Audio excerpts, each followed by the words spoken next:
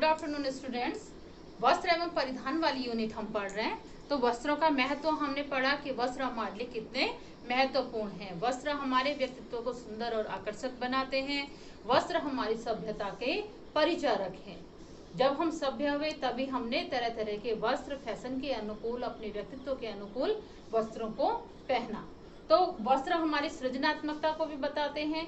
तो वस्त्रों के बारे में, वस्त्र अगर सही से हमने पहने हैं, अपने व्यक्तित्व के अनुसार पहने हैं, तो हमारे व्यक्तित्व को सुंदर और आकर्षक दिखाते हैं।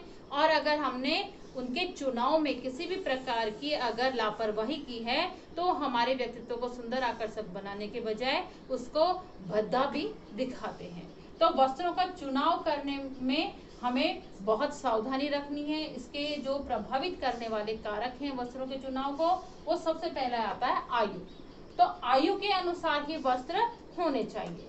तो जैसे छोटे बच्चों के लिए अगर वस्त्र लेने हैं तो वो कैसे होने चाहिए? चमकीले होने चाहिए, गहरे रंग के होने चाहिए, मुलायम होने चाहिए ताकि उनको चुभे ना, मुलायम होने चाहिए। उसके अलावा उनके सुविधाजनक होने चाहिए। जैसे गले से बच्चों को पहनाया जाए तो बच्चों को दिक्कत उसमें होती है, तो कैसे साइड से उसमें खुला हुआ होना चाहिए। इस तरीके के वस्त्र उनके लिए लिए जाते हैं जो पहनाने में भी सुविधाजनक हो। अब आयु के अनुसार उसके बाद आपका जो महिलाएं हैं, महिलाओं को भी जो है फैशन के अनुकूल और आयु के अनुसार लेने चाहिए। जैसे किशोर हैं तो किशोर किशोरियां हैं, उनको जो उनके आयु के अनुसार जो सूट करते हैं, जैसे तेज रंग हैं, फैशन के अनुकूल हैं, तो ये कपड़े जो है लेने चाहिए। आयु का विशेष महत्व इसमें होता है। वृद्ध लोग हैं, हल्के रंगों के कपड़े पहनते हैं, सादगी वाले कपड़ों का उपयोग वो करते हैं वृद्ध लोग।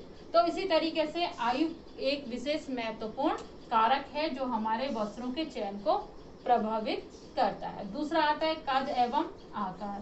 कद एवं आकार के अनुसार भी हमें वस्त्र लेने चाहिए। जैसे हमने रेखाओं के महत्व में बताया था कि क्या होता है कि जो रेखाएं हैं, अलग अलग प्रकार की रेखाएं अलग अलग प्रकार का प्रभाव बताती हैं, अलग अलग तरीके का भ्रम देती हैं। तो आकार, कद एवं आकार के अनुसार भी हमें वस्त्रों का चयन करना है। जैसे लंबे लोग हैं तो उनको मैंने बताया था क्षैतिज रेखाओं वाले, क्षैतिज रेखाओं वाले, और इसके अलावा बड़े डिजाइन वाले वस्त्र लेने चाहिए। और जो छोटे आकार कद के हैं उनको जो है लंबाई वाले, जो छोटे कद के हैं उनको लेने चाहिए लंबवत रेखा वाले हो गए। और छोटे डिजाइन वाले, जैसे डॉट वाले छोटे डिजाइन, छोटे चेक वाले कपड़े पहनने चाहिए।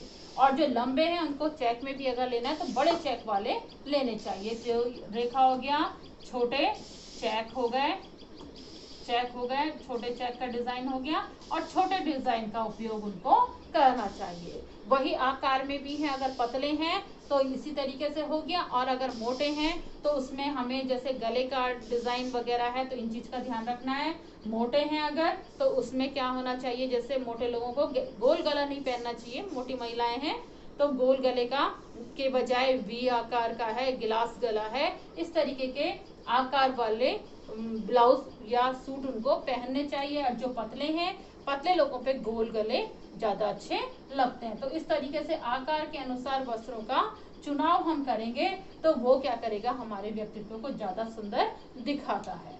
फिर इसमें आता है वस्त्रों का आपसी मेल।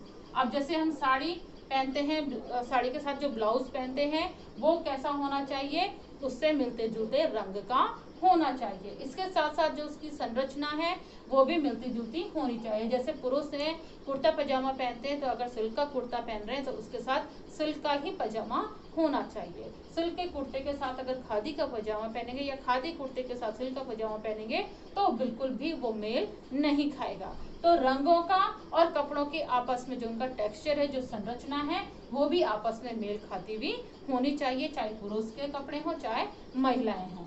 तो वस्त्रों के चुनाव में वस्त्रों का आपसी मेल भी होना बहुत जरूरी है। फिर आता है व्यवसाय एवं पद के अनुकूल। तो व्यवसाय के अनुकूल वस्त्र होते हैं। कुछ व्यवसायों में तो क्या होती है, हमारी ड्रेस निर्धारित होती है। जैसे डॉक्टर हैं, वो निर्धारित ड्रेस है, जैसे सफेद कोट पहनेंगे। वकील हैं, काले कोट पहनते हैं। पुलिस हैं या अन्य प्रशासनिक सेवाएं हैं, सबकी, जैसे नेवी है, आर्मी है, तो सबकी अपनी अपनी ड्रेस होती है व्यवसाय के अनुसार। तो उसमें व्यवसाय वो में ड्रेस पहनते हैं। इसके अलावा जैसे व्यापारी वर्ग है, दिन भर उनको जैसे दुकान में, शॉप में रहना है, तो उसके लिए उनको कुर्ता पजामा, ढीले कपड़े पहनने चाहिए, जिससे वो दिन भर अपने आराम से रह सकें, उनको किसी भी प्रकार से कठिनाई ना हो। तो व्यवसाय के अनुसार और पद के अनुसार, शिक्षक हैं तो शिक्षक को भी अपनी मर्यादा के अनुसार और अपने पद को ध्यान में रखते हुए वस्त्रों को चुनाव करना चाहिए। फिर आता है फैशन के अनुसार। अब फैशन भी एक महत्वपूर्ण कारक है। फैशन के अनुसार भी जो है कपड़े पहनने चाहिए। अगर हम फैशन के अनुरूप नहीं चलते हैं तो हमें क्या कहा जाता है, आउटडेटेड कहा जाता है। कई बार कहते हैं बाबा आदम के जमाने के, या आउटडेटेड कह देंगे, या 15वीं सदी, इस तरीके के शब्दों का उपयोग किया जाता है जो फैशन के अनुरूप नहीं चलता उनके लिए।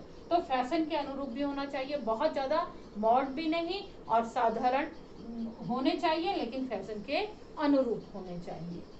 तो ये जो है वस्त्रों के चुनाव को प्रभावित करने वाले कारक होते हैं। तो पहनने के वस्त्रों के लिए कुछ आवश्यक नियम होते हैं। तो सबसे पहला इसमें आता है समय अनुकूल वस्त्र। पहनने के वस्त्र जो हैं वो समय के अनुसार होने चाहिए कि किस समय हमें पहनने हैं, कौन सा अवसर है, किस समय हमें पहनने हैं, उसके अनुसार वस्त्र होने चाहिए। दूसरा आता है सामाजिक परिवेश के अनुसार होने चाहिए। हम ग्रामीण परिवेश में पहन रहे हैं या शहरी परिवेश में पहनते हैं। शहरी परिवेश में जैसे शॉर्ट ड्रेसेस वगैरह पहनते हैं तो वहां पर वो अच्छी लगती है, लेकिन ग्रामीण परिवेश में अगर आप उनको पहन के जाओगे तो वो फुहरता दिखाएंगे, भद्दापन वो दिखाते हैं। फिर है शरीर के अनुरूप होनी चाहिए। वस्त्र जो हम ले रहे हैं वो हमारी शारीरिक फिटिंग के अनुसार होने चाहिए। फिटिंग के वस्त्र हमेशा अच्छे लगते हैं, चाहे वो सस्ते ही हों। और महंगे वस्त्र भी हैं और वो फिटिंग के अनुरूप अगर नहीं है तो वो कभी भी सुंदर और आकर्षक नहीं लगते हैं। तो वस्त्र हमारे फिटिंग के अनुरूप होने चाहिए। इसके बाद आता है रंगों में उपयुक्त संगति। जो हम वस्त्र पहन रहे हैं उनमें आपस में रंगों की उपयुक्त संगति होनी चाहिए। जैसे आजकल चल रहे हैं कॉन्ट्रास्ट में चल रहा है, या तो कॉन्ट्रास्ट में चलते हैं रंग, या फिर कैसे चलते हैं, मैचिंग चलते हैं। तो हम कॉन्ट्रास्ट या मैचिंग इस तरीके से ले कि उनमें जो है उपयुक्त संगति हो, जो सुंदर और आकर्षक लगे। फिर आता है दीर्घकालिक वस्त्र। तो दीर्घकालिक यानी दीर्घकालिक मतलब जो लंबे समय तक जिनका उपयोग करते हैं। जैसे हम बनारसी साड़ी लेते हैं तो इस तरीके के जो कीमती वस्त्र होते हैं, जो कीमती वस्त्र हैं उनका उपयोग भी हमें इस तरीके से करना है। इस तरीके के वस्त्रों को लेना है कि जो लंबे समय तक चल सके। फिर आते हैं हमारे निरंतर प्रयोग वाले वस्त्र। जो निरंतर प्रयोग में लाने वाले वस्त्र, जो हमारे डेली यूज के, जिनको हम कहते हैं, जिनको हम रोज पहनते हैं, जैसे स्कूल की ड्रेस भी इसमें आ सकती है बच्चों की।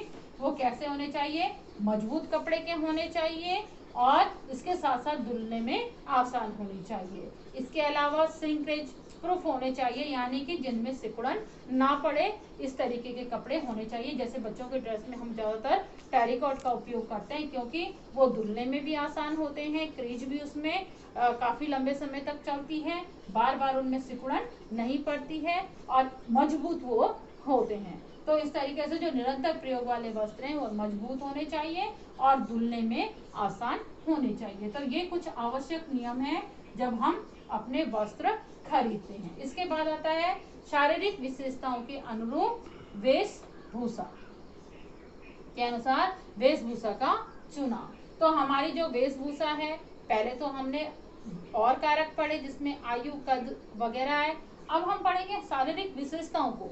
हम जो अपने लिए वस्त्र खरीदते हैं उनको हमें अपनी शारीरिक विशेषताओं के अनुरूप खरीदना चाहिए। जैसे लंबाई है, हमारी लंबाई कितनी है, उस लंबाई के अनुसार ही हमें अपने वस्त्र खरीदने चाहिए। जैसे लंबे हैं तो कैसे पहनेंगे, बड़े चेक वाले हो गए, बड़े चेक इसमें हो गए।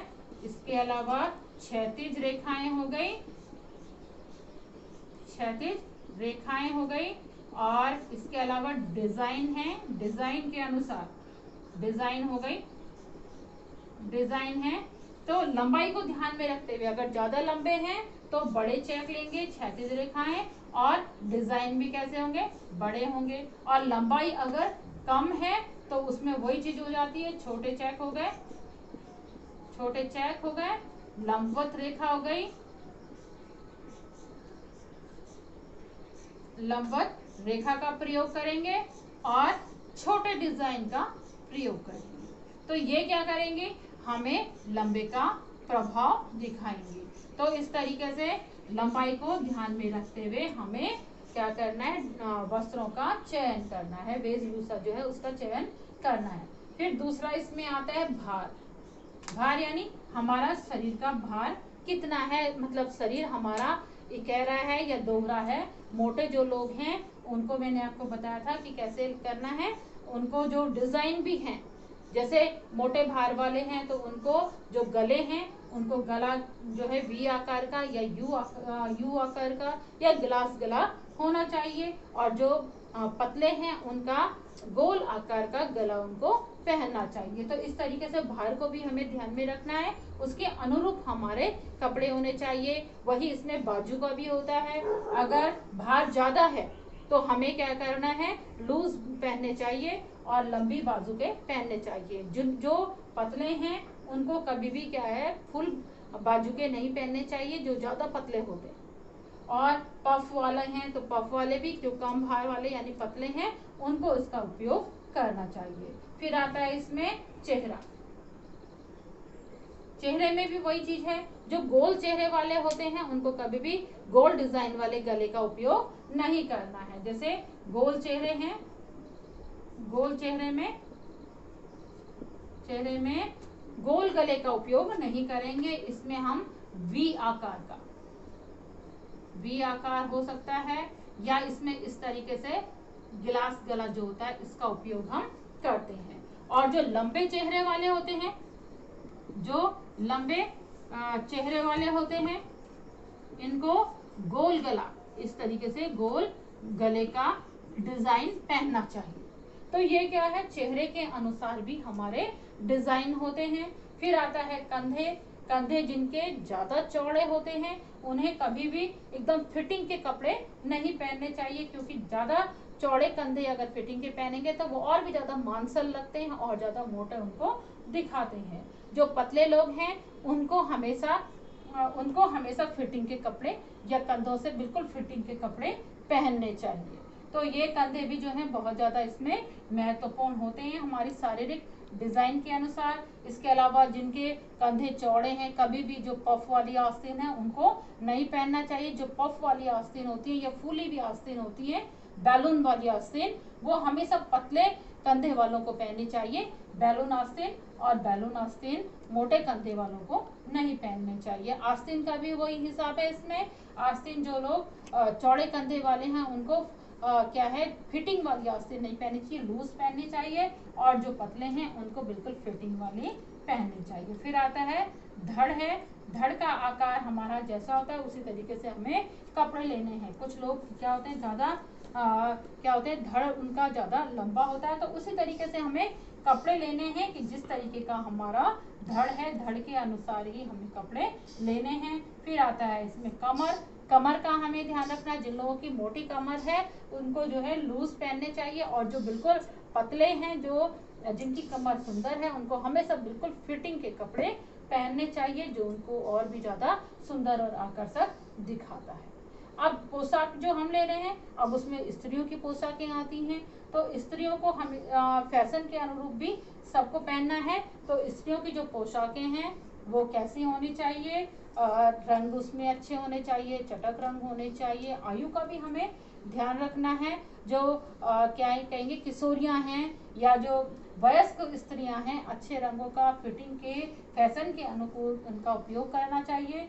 जो वृद्ध महिलाएं हैं, हल्के रंगों का उपयोग करना चाहिए, और सामान्य और साधारण सोबर ड्रेस का उनको उपयोग करना चाहिए। पुरुषों की पोशाकें जो होती है, जैसे पैंट शर्ट है और कुर्ते पजामे हैं, अलग अलग अवसरों पर अलग अलग ड्रेसेस पहनी जाती हैं। Coat pant jeans T shirt है ना, ये सारी चीजें हैं। तो इनका जो उपयोग है उनके आपस में मेल होना बहुत जरूरी है। आजकल बहुत सारे फैशन में है, विभिन्न प्रकार की अचकन है, बहुत सारी ड्रेसेस, डिजाइनर ड्रेसेस जो हैं लड़कों के लिए आती हैं। तो उनका उपयोग जो है अपने आकार के अनुसार, अपने फैशन के अनुसार, अवसर के अनुसार उनको करना चाहिए। और वही चीज है कि पैंट और शर्ट का जो है आपस में मेल होना बहुत जरूरी है। तो ये है पुरुषों की पोशाकें। फिर आती हैं बच्चों की पोशाकें। बच्चों की पोशाकें कैसी होनी चाहिए? बच्चे क्या होते हैं, बहुत मुलायम होते हैं। तो बच्चों की पोशाकें कैसी होनी चाहिए? मुलायम, बिल्कुल भी चुभने वाली नहीं होनी चाहिए। उनका जो खोलने और बंद करने के जो जगह हैं उनको ध्यान में रखना चाहिए। कंधे पे वो ओपन होने वाली होनी चाहिए, आकर्षक होनी चाहिए। बच्चों को तेज रंग जो है अपनी ओर आकर्षित करते हैं। इसके अलावा जो कपड़े हैं वो भी मुलायम फुलालन के होते हैं और सॉफ्ट कपड़े होते हैं, उनका उपयोग उनके लिए करना चाहिए। जो उनको आरामदायक कपड़े हों वही उनके लिए लेने चाहिए। फिर आते हैं विशिष्ट अवसरों पर। अब हम पढ़ेंगे विशिष्ट अवसरों पर वेशभूषा का चुनाव। विशिष्ट अवसर बहुत सारे होते हैं, ठीक है। इसमें सबसे पहले स्कूल जाने वाले बच्चों की वेशभूषा। अब स्कूल जाने वाले बच्चे हैं, उनकी एक अपनी ड्रेस होती है, एक परिधान होता है जो उनकी एकता को, उनमें समानता के भाव लाने के उद्देश्य से बनाई जाती है। तो बच्चों को अपनी जो भी विद्यालय की जो भी ड्रेस है उसको पहनना चाहिए, क्योंकि अभी मैंने आपको बताया कि वो एकता और समानता को दर्शाती है कि विद्यालय में हर वर्ग का बच्चा एक समान है। तो यह है स्कूल जाने वाले बच्चों की। मजबूत होनी चाहिए और श्रिंक प्रूफ होनी चाहिए। इसके साथ साथ रंग उनके पक्के होने चाहिए। तो स्कूल की ड्रेस जो है स्कूल के अनुसार होनी चाहिए। फिर आता है इसमें खेल के समय धारण की जाने वाली वेशभूषा। खेल के समय जो वेशभूषा हम धारण करेंगे उनमें डबल स्टिच होनी चाहिए, डबल सिलाई होनी चाहिए, मजबूत होने चाहिए, फिटिंग के भी हों, लेकिन उसके साथ साथ थोड़ा सा जो स्ट्रेच वगैरह करने में वो फटे नहीं।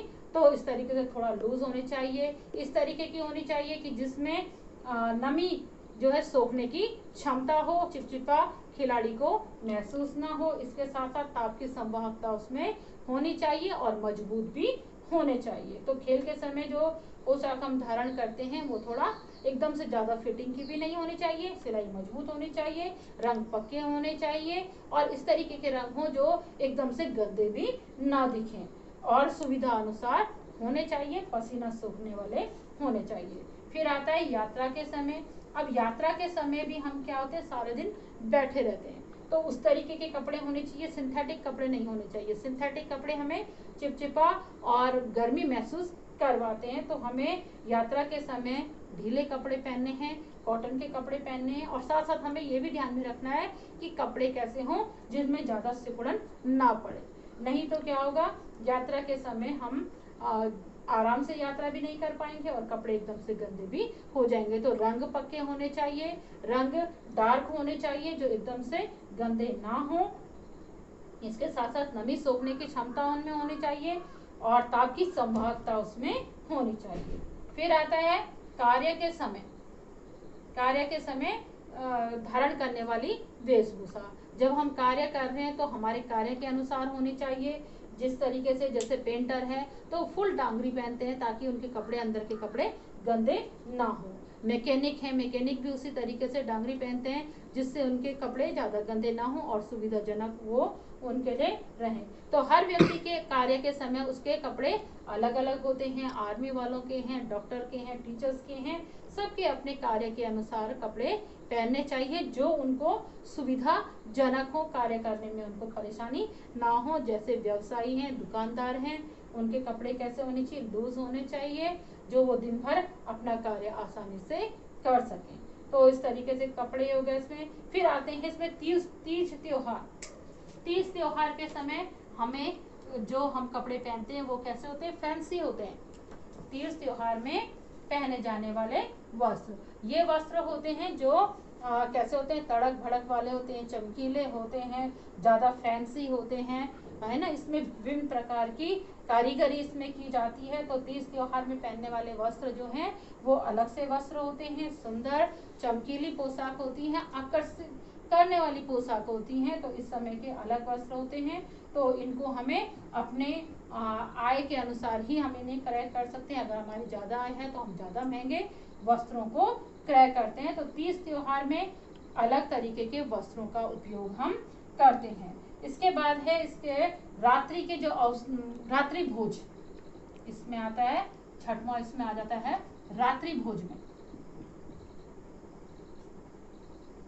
रात्रि भोज में हम अगर जा रहे हैं, रात्रि भोज में धारण की जाने वाली पोशाक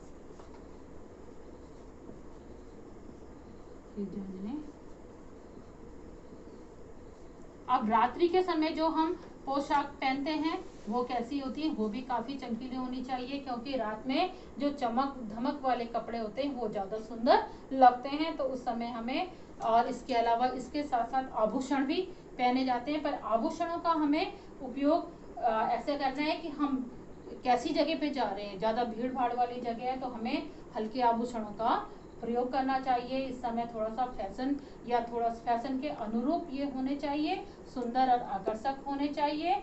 और इसके साथ साथ कुछ आभूषण या मेकअप का भी विशेष ध्यान दिया जाता है। फिर इसमें लास्ट जिसमें जो आता है वो आती है शोक के समय। शोक के समय,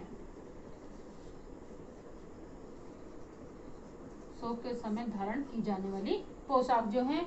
अब कहीं पर हम शोक में जाते हैं तो वहां पर अलग तरीके का माहौल होता है, वहां पर कोई भी उत्साह उमंग वहां पे नहीं होती है, गमगीन वहां पर माहौल होता है। तो वहां पर हमें उसी तरीके के कपड़ों का उपयोग करना है जो शांति दे और इसके साथ साथ संवेदना प्रकट कर जो हम करते हैं उसमें वो क्या करें, हमें ज्यादा सही दिखाएं। तो जैसे सफेद कपड़े हैं, हल्के रंग के कपड़ों का उपयोग इस समय किया जाता है। कुछ समाजों में काले रंग का भी उपयोग शोक के समय किया जाता है। तो इस तरीके से हर समय अलग अलग वो पोशाकों का उपयोग किया जाता है। ये विशिष्ट अवसर थे जिनमें हम अलग तरीके की पोशाकों का उपयोग करते हैं। फिर इसमें आती है मौसम के अनुरूप। अब इसमें एक चीज यहाँ पे तो हमारी आई विशिष्ट अवसरों पर, अब आएगा मौसम के अनुरूप।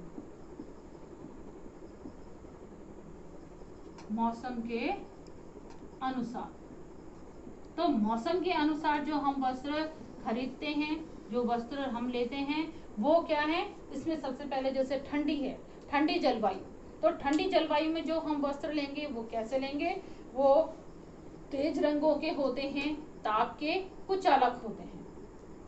ठीक है, ताप के कुचालक होते हैं जो ताप को बाहर नहीं जाने देते, अंदर ही ताप को रखते हैं ताकि हमारा शरीर गर्म रहे। तो गर्म कपड़ों का उपयोग हम करते हैं इस समय और तेज रंगों का उपयोग करते हैं। तो इस तरीके से मौसम के अनुसार इसमें सबसे पहले ठंडी जलवायु आती है।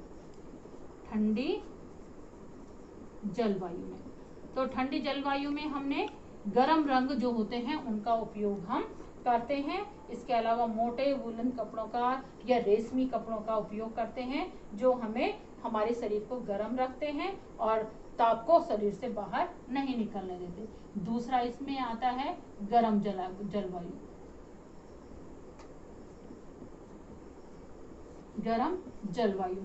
गर्म जलवायु में हम इस तरीके के कपड़ों का प्रयोग करते हैं जिनमें ताप की संवाहकता ज्यादा होती है, जैसे सूती कपड़े जो हमारे क्या करते हैं, पसीने को भी सोखते हैं और शरीर से जो ताप है उसको बाहर निकालने का काम करते हैं। ताप की संवाहकता जिनमें होती है उन कपड़ों का हम उपयोग करते हैं। तो हल्के रंगों का उपयोग हम करते हैं, जैसे सफेद कपड़े हैं, आसमानी हैं, हल्के स्लेटी रंग के कपड़े हैं, हल्के भूरे रंग के हैं, क्रीम कलर के कपड़े हैं, पीच कलर के कपड़े हैं। तो गरम में हम क्या करते हैं, हल्के रंगों का उपयोग करते हैं, सूती कपड़ों का उपयोग करते हैं। सिंथेटिक कपड़े हम नहीं पहनते हैं, इनसे हम बचते हैं। क्यों? क्योंकि ये पसीना सूखने की क्षमता इनमें नहीं होती है। तीसरी इसमें आती है वर्षा वाली, बरसात की जो जलवायु है, बरसात का जो मौसम है, उस समय हम हल्के कपड़ों को पहनते हैं। हल्के सूती जो होते हैं पर हल्के होते हैं जो जल्दी से सूख जाए, इस तरीके के कपड़ों को हम पहनते हैं। पैरों में हम क्या करते हैं, जूते पहनने के बजाय चप्पल या सैंडल का उपयोग करते हैं। कुछ जगह जहाँ बहुत ज़्यादा वर्षा होती है वहाँ पर गम बूट जो रबड़ के होते हैं उनको पहना जाता है। छाता, रेनकोट, इनका उपयोग जो है यहाँ पर बरसात में किया जाता है। तो ये हो गया हमारे जलवायु के अनुसार भी हम क्या करते हैं, वस्त्रों का उपयोग हम करते हैं। इसके बाद इसमें लास्ट जो है जलवायु के अनुसार हम करते हैं। फिर वस्त्रों की लागत, वस्त्रों की लागत को भी हम ध्यान में रखते हैं कि वस्त्रों की लागत कितनी है। अगर हम वस्त्रों की, मौसम हो गया, मौसम के बाद आता है वस्त्रों की लागत। लागत यानी कितना हम उस पर पैसा खर्च कर रहे हैं। तो वस्त्रों की लागत हम क्या है, जो हम विशिष्ट अवसरों पे, जैसे विशिष्ट अवसर पे मैंने आपको बताया, जैसे रात्रि भोज है, विभिन्न प्रकार की पार्टियां हैं, शादी ब्याह हैं, तो वहां पर हम क्या करते हैं, वस्त्रों पर ज्यादा खर्च करते हैं, कीमती वस्त्र हम लेते हैं और ये वस्त्र काफी समय तक चलते हैं। अब लागत का ध्यान फिर हम कहाँ पे रखते हैं, एक वस्त्र कौन से होते हैं जिनको हम दैनिक वस्त्र जो होते हैं, जिनको प्रतिदिन हम पहनते हैं, वो अगर कम लागत के हों तो भी ठीक रहते हैं।